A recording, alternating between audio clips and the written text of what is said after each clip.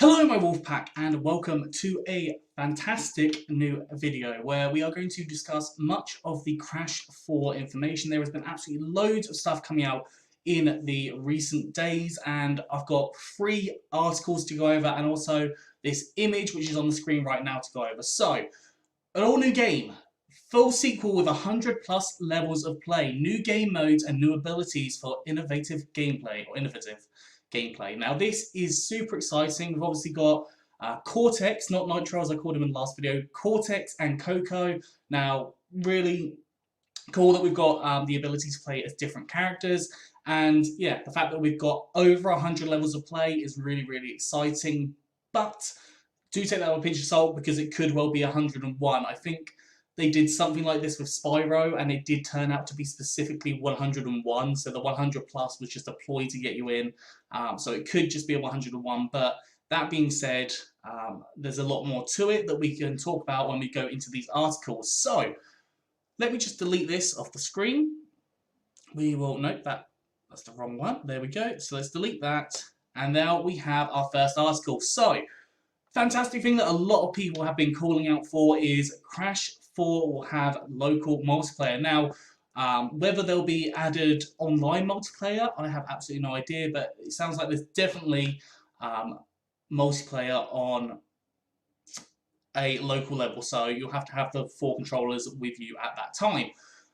Up to 4 people, so 2 to 4 people multiplayer, which sounds really cool, but we haven't got information on how it's going to work, whether it's going to be in the main game stories. There's a lot of prediction that it's not going to be in the main game stories because of the way the quantum mask works. It just wouldn't necessarily work properly, I don't think. It would be really difficult to kind of control all those different varieties. At least that's what it seems like. So the way that they are theorizing, if I scroll down a little bit more, I'll link all of these in the description below if you want to read through them properly, but I thought I would just show you where my sources are from. And there is suggestion that, it's a little bit further down, there is suggestion that there could be mini games of some sort, which I think would be really interesting, kind of like, I believe Sonic and the Secret Rings had. There's a game, I think it was Sonic and the Secret Rings, had like a mini game version as well as the main game version. So that could be really interesting to have that. It would make for a lot of fun. Obviously, if it is in main levels, that would be absolutely amazing. I would really love that. My partner loves Crash more than me. I mean, I'm still fairly new to Crash, but my partner really loves Crash. So that would be really interesting for us to play together. But yeah, that is all basically for that article. And I'm going to go on to the second article now. So let me just scroll right back up. So the over 100 levels. Now, the over 100 levels is really significant because of the fact that Crash 1, 2, and 3 only had I think a maximum of 35 levels. It does talk about down here, but this is a leak about that there's going to be over 100 levels.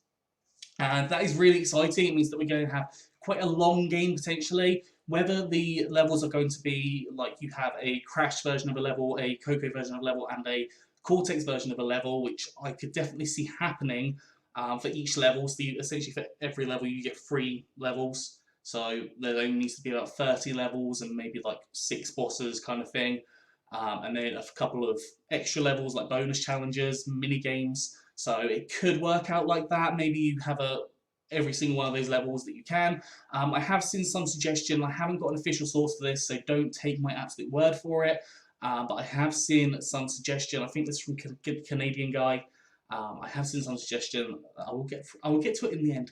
That the Cortex levels will be you causing things to explode, essentially, or causing the issues for Crash as he's journeying. So, for example, there is some footage of a boat being blown up.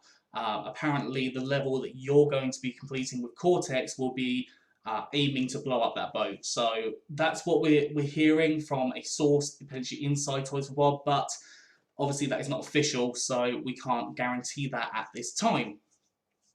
But yeah, over 100 levels, that is really exciting. Whether that counts for like the mini games and whatnot, we don't actually know yet, but even so, very, very large game. Obviously, they're capable of making these large games now. This has probably been in works for the last year and a half, maybe even 2 years since the initial release of the Insane trilogy, which did absolutely phenomenally. So 100 levels, comparison sakes here. So in Crash Bandicoot you have 35 levels across 3 islands. Crash Bandicoot 2 features around 30 levels, including boss arenas and the secret warp room. And Crash Bandicoot Warped adds another 32 levels. So basically we are getting, I believe, more levels. Yeah, we're getting more levels on this new game than we did for the entirety of the Insane trilogy, which is really, really cool. So $60 price tag, or if you're in the UK, I've seen it for about £50. So it's really worth your money. It's really worth your money thinking about how much content is going to actually be in this game. I think it's going to be hours worth of fun, and as it's a Crash game, there's likely going to be ramped up difficulty, so it's going to be taking a while. Now, let's move on to this other article, and this is where there's been an interview with Toys for Bob, and I'll scroll right back up to the top. So, speaking to Crash 4 developers about Crash's new look, retro mode, playable Coco Neo Cortex, and the new Power Quantum masks.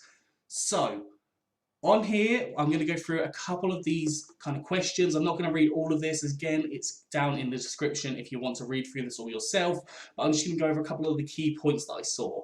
So, calling this Crash Bandicoot 4, which is a pretty big deal considering it's obviously a main entry. Why do you see the game as a mainline entry, and was this always going to be the case? So, essentially, they're putting it into chronological order, so we get a little bit more of the lore, so that how the game's going to start off here.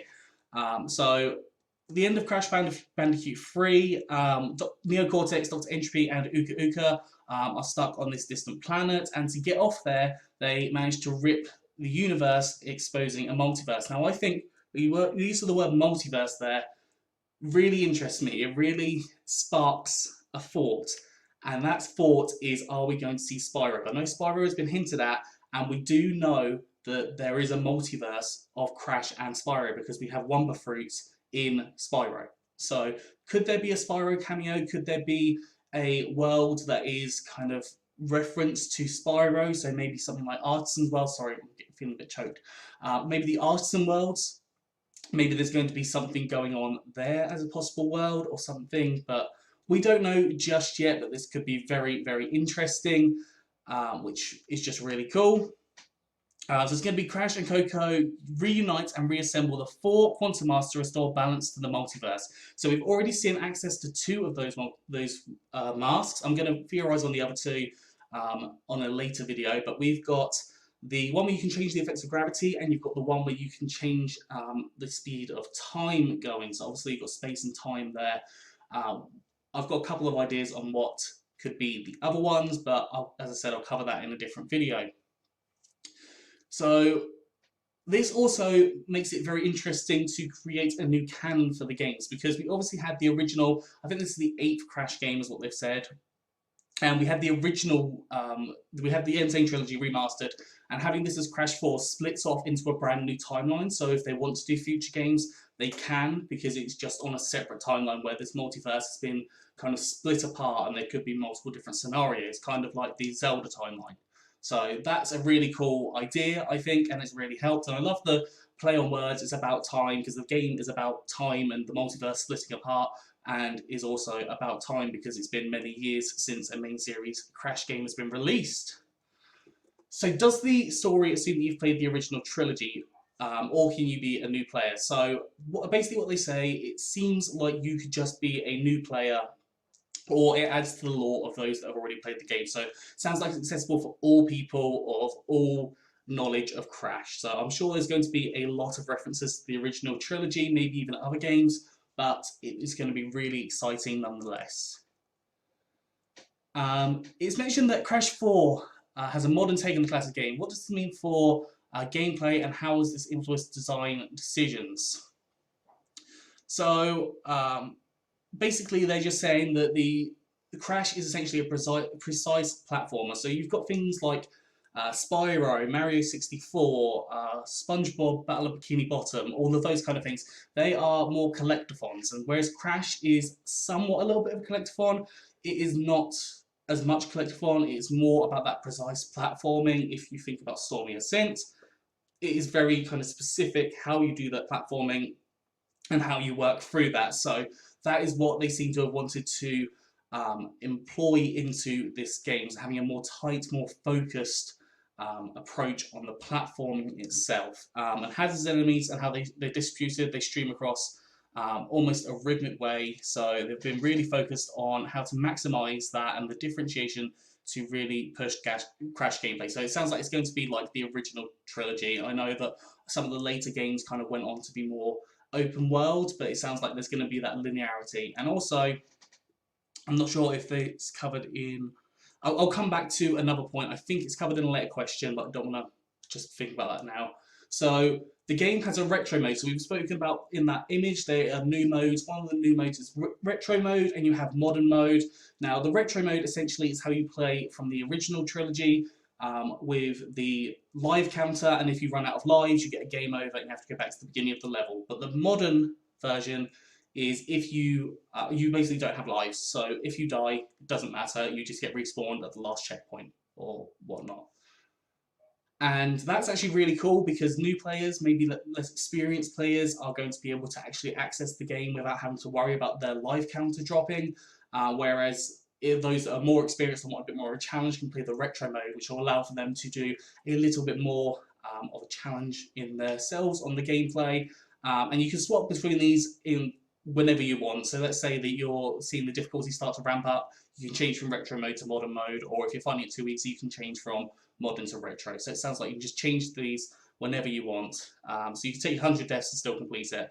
But it sounds like there is also a incentive in the modern mode that if you die less than 4 times, I think they said, let's say, so it's not guaranteedly less than 4 times, but if you die less than 4 times, let's just say that for this example as well, you will possibly get a gem at the end, and that could be really important for collecting 100% or maybe having a bonus world at the end. I think that would be a real strong incentive to have that extra bonus world at the end, but we don't know about that just yet. So in terms of structure of the games, it's still broken down to set levels and worlds. So basically what they've said is they're going to continue on with the original idea of Crash, having the linearity of the level. So you complete level 1, you go on to level 2. You complete level 2, you go on to level 3, and so on and so on and so on. So it sounds like that's going to be the main structure rather than having a main hub world that you can choose what levels you go into, like Spyro does.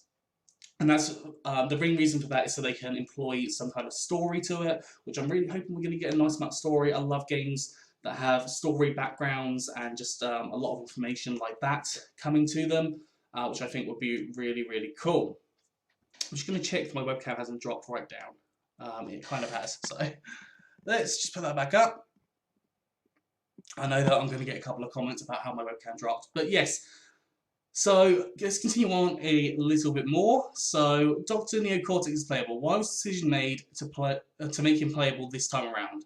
So the universe is so rich, I think wanting to experience other characters is just something that the audience has wanted to see. I think that is it's really cool that they've employed this. So you've got Crash and Coco share the exact same moveset. They can jump, double jump, spin slide, belly slam, but Cortex has a completely different set of moves. So that's really interesting that Coco and Crash are confirmed to have the exact same moveset, so whether they're just going to be playable as whatever moves into playable, so you can just choose which one you want to go for, or whether it's going to be a case that they go to specific levels with specific stories.